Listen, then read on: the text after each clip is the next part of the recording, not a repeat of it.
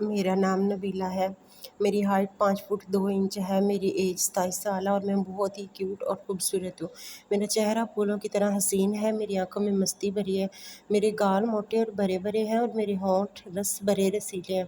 تو ہوا کچھ یوں تھا کہ میں اس وقت تقریباً 16 سال کی تھی جب ہمارے میٹرک کے امتحان ہونے والے تھے۔ میں کوئی بہت کمزور اسٹوڈنٹ تو نہ تھی پر کوئی بہت ذہین اسٹوڈنٹ بھی نہ تھی، جس وجہ سے امتحانات کی تیاری کے لیے مجھے کسی نہ کسی سے رہنمائی کی ضرورت تھی۔ میری خالہ کا بیٹا شہزاد BA کر چکا تھا اور وہ ہمارے گھر سے زیادہ دور بھی نہیں رہتا تھا۔ میں نے اماں جان سے کہا کہ وہ شہزاد سے بات کریں کہ وہ فارغ وقت میں مجھے پڑھا دیا کریں، اس طرح مجھے ٹیوشن کے لیے زیادہ دور نہیں جانا پڑے گا، آنے جانے کی پریشانی بھی نہیں ہوگی اور وقت بھی ضائع نہیں ہوگا۔ اماں اسی دن شہزاد سے بات کر رہی اور انہوں نے مجھے بتایا کہ انہوں نے شہزاد سے بات کر لی ہے اور وہ ہر شام 7 بجے سے 9 بجے تک آیا کرے گا مجھے پڑھانے۔ اس دن میں نے جلدی جلدی تمام کام نپٹائے اور اپنی کتابیں لے کر ڈرائنگ روم میں پڑھنے بیٹھ گئی۔ تقریباً 7:30 بجے ہوں گے جب شہزاد ہمارے گھر آئے۔ شہزاد کی عمر اس وقت 25 سال کے قریب تھی اور کافی وسیع اور ہینڈسم شخصیت کے مالک تھے۔ ان کا قد 6 فٹ کے قریب جبکہ جسم مضبوط اور توانا تھا۔ کلین شیو کے ساتھ سانولا رنگ قیامت خیز تھا۔ رسمی سلام دعا کے بعد مجھ سے مخاطب ہوتے ہوئے بولے، اچھا تو میری شاگرد پڑھائی کے لیے تیار ہے؟ میں نے بھی سر ہلاتے ہوئے کہا، جی ویری گڈ، یہ بتاؤ کس سبجیکٹ میں خود کو زیادہ کمزور سمجھتی ہو؟ شہزاد نے میری کتاب اٹھا کر اس کے ورق الٹتے ہوئے کتاب پر ہی نظریں جمائے مجھ سے دوسرا سوال پوچھا۔ تو میں نے انہیں بتایا کہ میتھ اور انگلش میں کمزور ہوں۔ میں تھوڑا سمٹ کر بیٹھی ہوئی تھی اور بات کرتے ہوئے بھی تھوڑی جھجک رہی تھی۔ شہزاد نے کتاب میز پر رکھتے ہوئے میری جانب دیکھا اور بولے، اگر اسی طرح تم گھبرائی اور جھجکتی رہو گی تو میرا نہیں خیال کہ میں تم کو جو کچھ پڑھاؤں گا وہ تم کو ذہن نشین بھی کرا سکوں گا، لہٰذا ڈرنے جھجکنے کی ضرورت نہیں۔ ہم بڑے دوستانہ ماحول میں اسٹڈی کریں گے اور جو کچھ بھی پڑھیں گے اسے یاد بھی رکھیں گے۔ جی بہتر، میں خود کو تھوڑا ریلیکس ظاہر کرنے کی کوشش کرتے ہوئے بولی۔ اس دن پڑھائی تو کچھ خاص نہ ہوئی، البتہ شہزاد نے اپنی باتوں اور چٹکلوں کی مدد سے میری جھجک دور کر دی۔ میں کافی ریلیکس تھی، یہی وجہ تھی کہ میں شہزاد کے چٹکلوں کا جواب بھی چٹکلوں کی صورت میں ہی دے رہی تھی۔ میرا چنچل پن بیدار ہو چکا تھا۔ شہزاد نے تھوڑی سی میتھ کی مشق کرائی اور انگلش سے شروع کرنے کا کہہ کر گھر کے لیے اٹھے۔ اماں نے انہیں روک لیا کہ چائے تو پیتے جائیں۔ شہزاد بھی چائے کے لیے بیٹھ گئے۔ چائے اور تھوڑی گپ شپ کے بعد شہزاد کل شام 7 بجے آنے کا کہہ کر گھر چلے گئے۔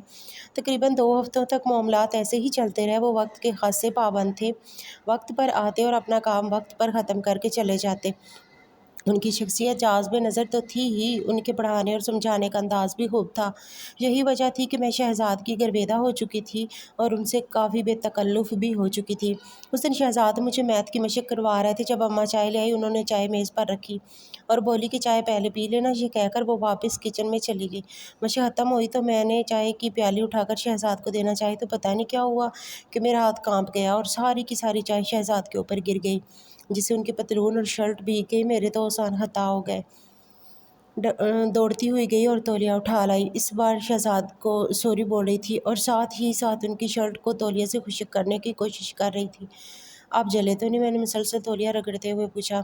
چائے سے تو نہیں جلا، لیکن اب تم ضرور جلا ڈالو گی۔ میں ان کے اس جملے کو بالکل بھی نہ سمجھی اور اسی طرح تولیہ سے ان کی شرٹ کو خشک کرنے میں لگی رہی۔ میں شاید کچھ دیر اور اسی طرح تولیے سے انہیں خشک کرنے میں لگی رہتی، پر شہزاد نے مجھے روک دیا اور مجھے دونوں کندھوں سے اٹھا کر کھڑا کرتے ہوئے بولے، بس کرو ببلی، گھر میں مجھے سب اسی نام سے پکارتے تھے۔ ایوری تھنگ از فائن، تم خواہ مخواہ پریشان ہو رہی ہے۔ لیکن میں خود میں بہت شرمندہ تھی، اسی لیے جب میں نے انہیں اس شفقت سے پیش آتے دیکھا تو میری آنکھوں سے آنسو نکل آئے۔ انہوں نے جب مجھے چور ہوتے دیکھا تو اپنی باہوں میں بھرتے ہوئے مجھے سینے سے لگا لیا اور ماتھے پر بوسہ دیتے ہوئے بولا، ارے پگلی، روتی کیوں ہو؟ تم نے جان بوجھ کر چائے تھوڑی گرائی ہے، یہ تو حادثاتی ایسے ہوا۔ ان کے داڑے مارنے پر مجھے حوصلہ ہوا۔ انہوں نے آنسو پوچھتے ہوئے کہا، جانتی ہو کہ حادثہ ہوا ہے، لیکن حادثات بھی تو کسی نہ کسی غلطی کا نتیجہ ہوتے ہیں اور اس حادثے میں میں ہی ذمہ وار ہوں۔ شہزاد بھی شاید ماحول کو خوشگوار بنانا چاہتے، اس لیے بولا، ببلی تمہیں اجازت دیتا ہوں کہ تم ایسے احساس روز کیا کرو۔ وہ ہنس رہے تھے اور ان کی یہ معنوی خاص میری سمجھ سے باہر تھی۔ میں بھی ہنستے ہوئے مسکرا دی۔ شہزاد نے کہا، چلو واپس وہیں سے شروع کرتے ہیں جہاں پر حادثہ ہوا تھا۔ یہ کہتے ہوئے انہوں نے مجھے اپنی باہوں کے گھیرے سے آزاد کر دیا۔ میں نے واپس اپنی کرسی پر بیٹھ کر کتاب کھولنا چاہا تو شہزاد نے کہا، آج کا کام ختم، کل دیکھیں گے، میں چلتا ہوں کیونکہ اس حالت میں تمہیں کچھ نہیں پڑھا پاؤں گا۔ شہزاد اپنی حالت کے بارے میں کہہ رہے تھے، مجھے کچھ پتہ نہ چلا۔ میں تو اس دن جب میں بیڈ پر تھی تو یہ واقعہ بار بار میرے دماغ میں گھوم رہا تھا، اور یہ سب اس وقت تو میرے لیے بے معنی تھا، لیکن ان واقعات کو سوچنا اچھا لگ رہا تھا، اور مجھے پتہ ہی نہ چلا کہ کب نیند نے آ لیا اور میں نیند کی گہری وادی میں غوطے کھانے لگی۔ اس رات میں نے بارہا خواب میں شہزاد کو دیکھا۔ کبھی ہم کسی ندی کے کنارے بیٹھے باتیں کر رہے ہوتے، کبھی کسی پارک کے کونے میں کسی بینچ پر بیٹھے کچھ راز و نیاز کی باتیں کر رہے ہوتے، کبھی پہاڑوں، جنگلوں اور صحراؤں میں، تو کبھی ٹھاٹھے مارتے سمندر کی لہروں میں کھیل رہے ہوتے۔ غرض اس رات میں نے اور شہزاد نے مل کر دنیا جہان کی سیر کی۔ میں اس دن بہت گہری نیند سوئی۔ صبح اٹھی تو میرے خوابگار منظر میرے ذہن میں نقش تھا۔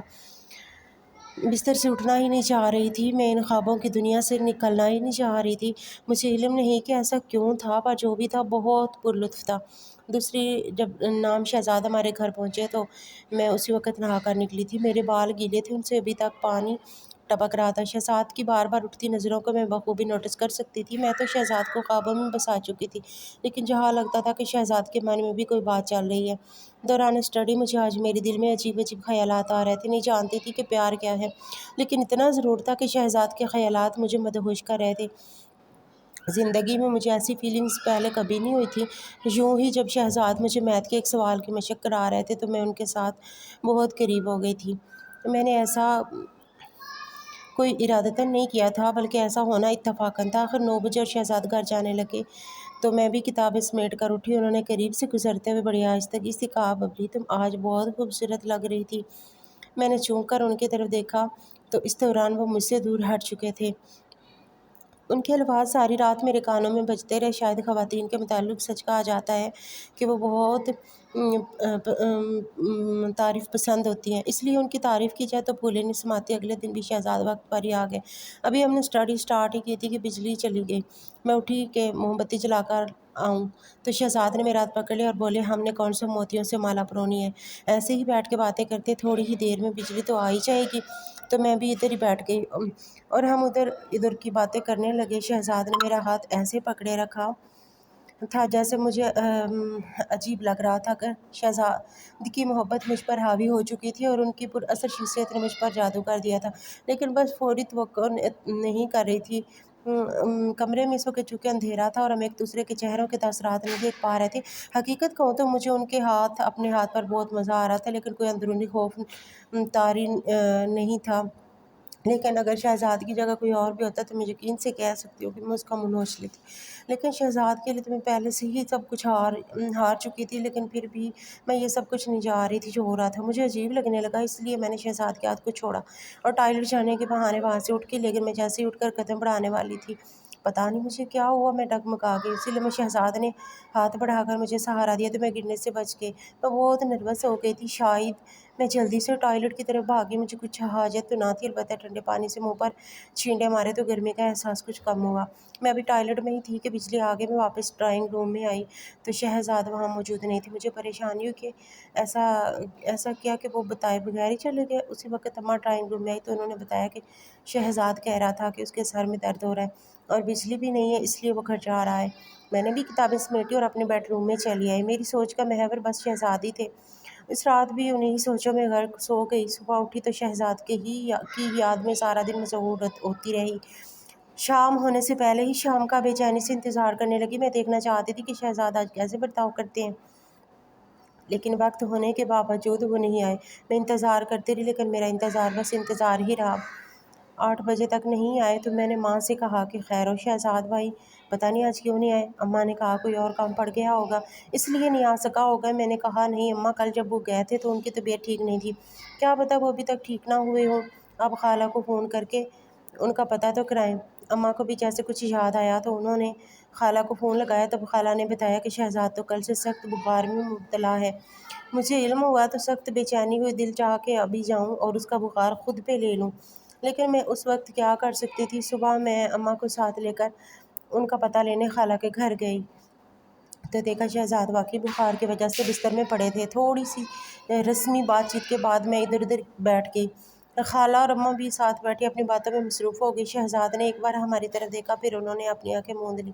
ہم خالہ اور اماں کی موجودگی میں کوئی بات نہیں کر سکتے تھے، اس لیے ہم خاموش بیٹھے تھے، جبکہ خالہ اور اماں باتیں کر رہے تھے۔ باتوں باتوں میں خالہ نے بتایا کہ ان کی سہیلی کی بیٹی کی شادی تھی، جہاں ان کا جانا بہت ضروری تھا، لیکن نہیں جا سکتی۔ اماں پوچھ رہی تھی کیوں نہیں جا سکتی، تو خالہ بولی جس کے ساتھ جانا تھا وہ تو بستر پر پڑا ہے، اور آپ کے بھائی صاحب خالو بھی آفس سے چھٹی نہیں لے سکے کہ ان کے ساتھ چلی جاتی۔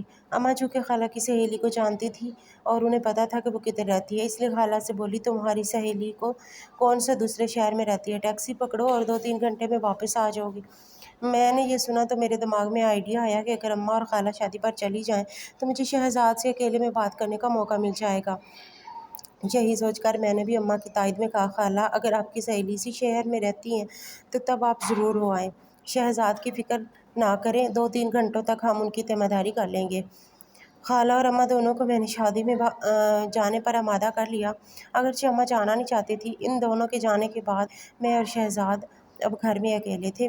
کوئی 15 منٹ تک ہمیں کوئی بات نہ ہوئی، شہزاد ویسے ہی آنکھیں موندے لیٹے رہے، شاید وہ میرا انتظار کر رہے تھے کہ میں کوئی بات شروع کروں گی، لیکن جب میں تذبذب میں رہی کہ بات شروع کیسے کروں اور کون سی بات کروں، تنہائی اور خاموشی ماحول پر عجیب پراسرارت تھی۔ شہزاد نے میری طرف کروٹ لے کر آنکھیں کھول لی۔